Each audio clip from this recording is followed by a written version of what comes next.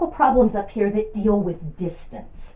So I've got a point P, 1, negative 2, 5, and I'm asking two questions. First, I want to find the distance to this line, and then I want to find the distance to this plane. Now, we've looked at distances before, but to specific lines and specific planes. If I happen to be looking for the distance to one of the axes or one of the coordinate planes, there are some nifty shortcuts for finding that. But for an arbitrary line and an arbitrary plane, there's really no shortcut. What I'm going to do is I'm going to draw some pictures and talk a little bit about strategy, then give you an opportunity to pause the video and try to work things out, and then work through things together. Okay, so if I've got my line, so for part A, here's my line,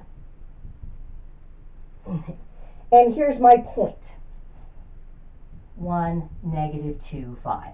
And that's a point that is not on the line. You could certainly confirm that it's not. One way to confirm that is to find the distance to the line and see that it's not 0. You could also try to find a value of t that would give us that point, and there's no t value that would work.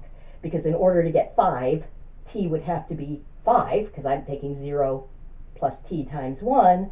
But if t is 5, my x value would be 1 plus 10, which is not 1.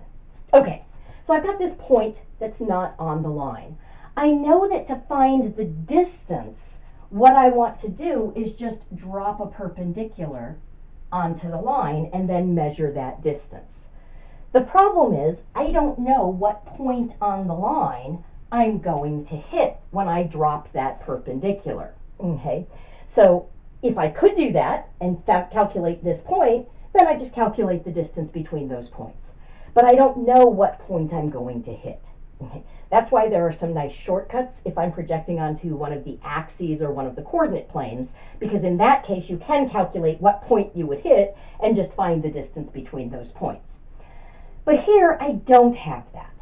What I do have is some information about this line. So I know that the point 1, 4, 0 is on this line.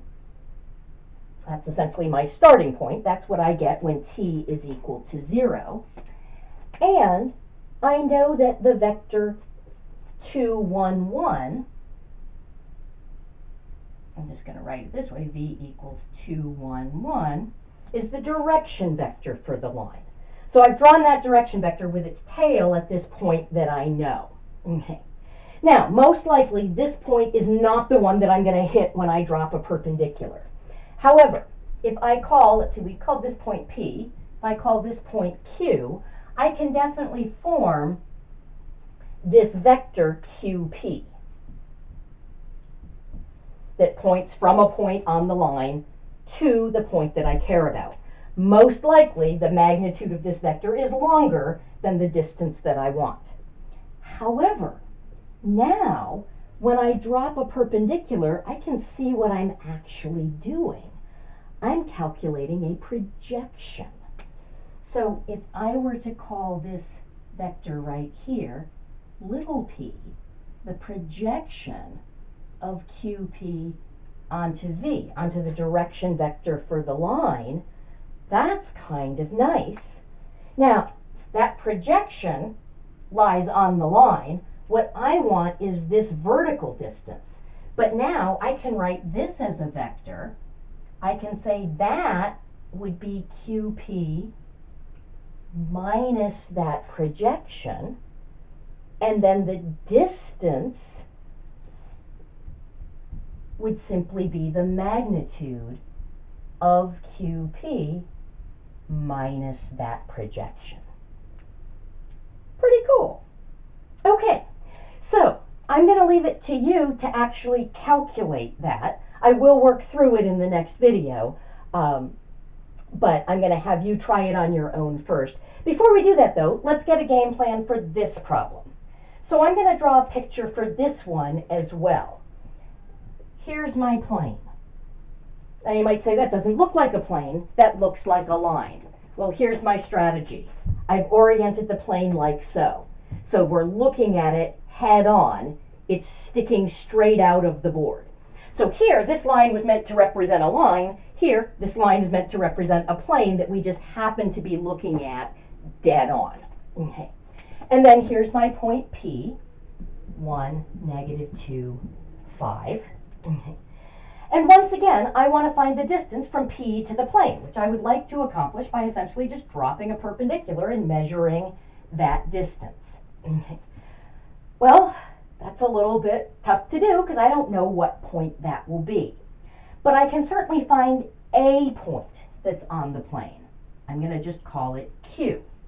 I will get a point as long as I can pick a triple of values, x, y, and z, that make this equation true.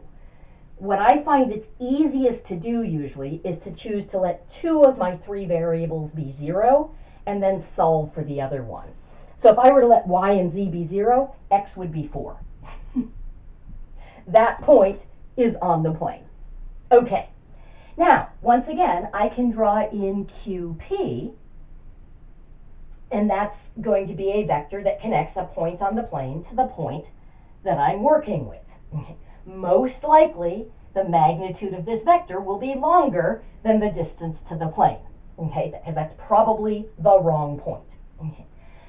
Now, with a plane, I don't have a direction vector like I do for a line. With a plane, what I have is a normal vector. I'm going to just draw my normal vector with its tail here at Q. Now, I don't know whether my normal vector is pointing what with this orientation would be upward or downward, but I don't care. Because either way, it's going to determine a line that is perpendicular to the plane. Now, I know what I want to be doing is dropping a perpendicular to the plane, but I can get to what I want if instead I drop a perpendicular to that line. If I project onto the line that's determined by the normal, so now I'm going to let little p be the projection of QP onto n, onto the normal, the length of that vector is the distance that I want. So my distance will simply be the magnitude of that projection. Notice it's the same basic strategy. I'm using a projection anytime I want to drop a perpendicular, because that's what projections do. Okay. But the picture is very important, because for the line, if I calculated the magnitude of the projection, that's the wrong leg of this triangle. I want this leg. Whereas for the plane, I do want the magnitude of the projection. So I really strongly encourage you to draw a picture as you're working things out. Now, I will tell you, the book works out a formula for finding the distance from a point to a plane. They, instead of doing a specific example as we're doing here, they work out an arbitrary example. So their plane is ax plus by plus cz plus d equals 0. Okay?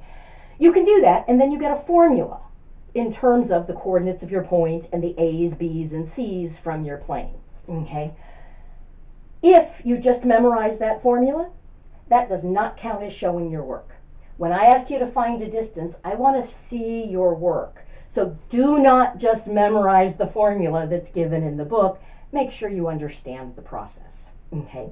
I might, in fact, ask you on a quiz or an exam, I might give you an arbitrary point, x naught, y naught, z naught, and an arbitrary plane, ax plus by plus cz plus d equals 0, and ask you to find the distance between them. There, spouting the formula is going to get you nothing, because it's all about showing the work. Okay, so I do want you to pause the video, and actually we'll just pick up in the next video with going over the answers to these questions. But before you tune into the next video, try to work these two problems out, but don't just look up the formula in the book and plug in. Try to work it out by working with these pictures.